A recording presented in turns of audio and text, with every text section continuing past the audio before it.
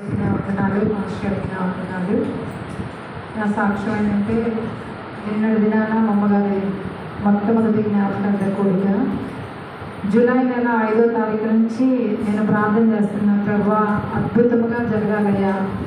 వాస్తవంగా అయితే నేను ఇక్కడ ఉండట్లేదు కాబట్టి ప్రకటన చేస్తేనే వస్తారులే అందరూ అని చెప్పేసి అనుకోకుండా పోయే వారము ఎందుకమ్మా ఇంత శ్రమ తీసుకొని వచ్చావని చెప్పేసి ఆంటీ అంది. లేదు ఆంటీ రావాలి అని చెప్పేసి ఇక్కడ ఉండి ప్రతి వారం చర్చికి వస్తేనే రావడం అన్నది మాత్రము ఎక్కడో ఉండి ప్రకటన చేస్తే వస్తారా అని చెప్పేసి అన్నారు.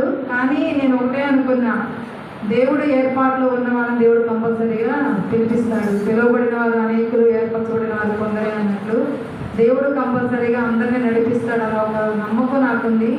నేను అదే రీతిగా ప్రార్థన చేస్తున్నా. ప్రభువా మంచి వాతావరణం ఇవ్వయ్యా, మరి అనేకులు రావాలి, ఆహార పదార్థ విషయాలు కూడా అన్నీ సమృద్ధిగా చేయాలి ప్రభా. నేను ఇదన్నీ బాగా జరిగితే నీ సన్నిధిలో సాక్ష్యం చెప్పుకుంటానయ్యా అని చెప్పేసి ప్రార్థన చేశాను.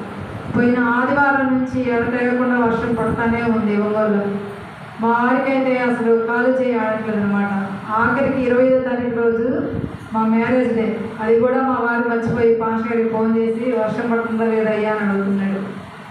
ఇంక తర్వాత అంకుల్కి ఫోన్ చేసి అందరూ కూడా అదే చెప్పారు కానీ చెప్పరా. ఇంక నేనైతే ఆయనకి గుర్తు చేయలేదు. తీరా ఇంకా మేము ఆ రోజు సాయంత్రం వచ్చి మరి పాస్టర్ గారి ప్రార్థన చేసుకున్న తర్వాత వచ్చి ఆత్మీయ తల్లిదండ్రులుగా, నాకు దేవుడు ఇచ్చిన తల్లిదండ్రులుగా వాళ్ళ దగ్గరికి వెళ్ళి ప్రార్థన చేయించుకోవడం జరిగింది. దేవుడు 13 సంవత్సరాలు కాచి కాపాడి 14వ సంవత్సరాలు అడుగుపెట్టాడు.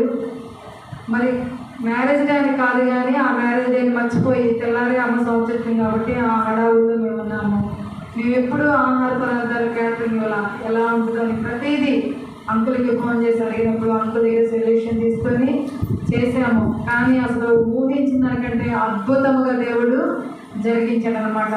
అన్ని విషయాల్లో బాగా చేశాడు. వచ్చిన వారికి రాని వారికి అందరికీ నా వందనాలు. కానీ మన సంఘంలో చాలా మంది రాలేదు. మరి ప్రతి ఒక్కరిని మర్చిపోకుండా మాకు గుర్తున్న వాళ్ళందరికీ ఫోన్ చేస్తూనే ఉన్నారు. మరి చాలా మంది రాలేదు. మరి నేను ఇంటికి వచ్చి చెప్పలేదని రాలేదేమో అని నేను అనుకున్నాను. కానీ దేవుని ప్రేమ బట్టి చాలా మంది వచ్చారు. మీ అందరికీ నా వందనాలు. ఇంకా మా కుటుంబం గురించి ప్రార్థన చేయండి. రేపు మా అబ్బాయికి మా అమ్మాయికి ఇద్దరికి ఐఐటి ఎగ్జామ్ ఉంది. అయినా దేవుడే జరిగిస్తాడని చెప్పేసి వాళ్ళు సెలవిపోయిన పర్మిషన్ అడిగి తీసుకొని వచ్చాము దేవుడి కార్యం అని చెప్పేసి దేవుడు అద్భుతంగా జరిగించాడు. మరి అంకుల్ గారు నిలబడి చేశారు. ఆహార విషయంలో మా అమ్మాయి నిలబడి చేసింది. వాళ్ళిద్దరూ నిలబడ్డారు. నా మెట్టినింటి వారందరూ వచ్చారు. వారు ఒకటే అంటున్నారు, ఇంత గొప్ప తల్లిదండ్రులు పొందుకున్న అమ్మాయి మీ సంఘం కానీ మరి అంకుల్ని ఆంటీని చూశారు. చివరి వరకు వాళ్ళు నిలబడతాం కానీ వారు మాట్లాడుతున్న మాటలు వాళ్ళు సాక్ష్యాలు పంచుకుంటున్నప్పుడు వెళ్తా మా ఆడబడుచు పాప అంటుంది, అమ్మమ్మ లేకపోయినా నువ్వు పరిగెత్తుకుంటే ఎందుకు వస్తున్నావు నాకు ఇప్పుడు అర్థమైందాక అని చెప్పేసి. వాస్తవంగా అయితే నేను మే నెలలో ఇక్కడికి వచ్చినప్పుడు కూడా 5 రోజులు నేను ఇక్కడ ఉంటే దైవ సేవకులకైతే వాళ్ళు ప్రేమించి ఆహారం పెట్టచ్చు. కానీ మేము ఏ పాటి వారము నన్ను నా బిడ్డలు కూడా ప్రేమించి 5 రోజులు బిడ్డలకి కష్టపడుతున్నావమ్మా అని చెప్పేసి ఆంటీ భోజనం తయారు చేసింది. నాకైతే ఒక తల్లి ఎలా చూసుకునిద్దా ఉంటే అన్నట్లు అలా చూస్తున్నారు వాళ్ళిద్దరు. అంకుల్ అయితే ఎండగా ఉన్నామా బిడ్డలు ఇక్కడే ఉంచని చెప్పేసి చర్చిలోనే పండుగము అలా చేశారనమాట. నేను అది ఎప్పుడూ మర్చిపోలేను. ఎందుకంటే అమ్మలేదు, ఎందుకంటే ఏమొద్దాంలే అనుకున్నాను.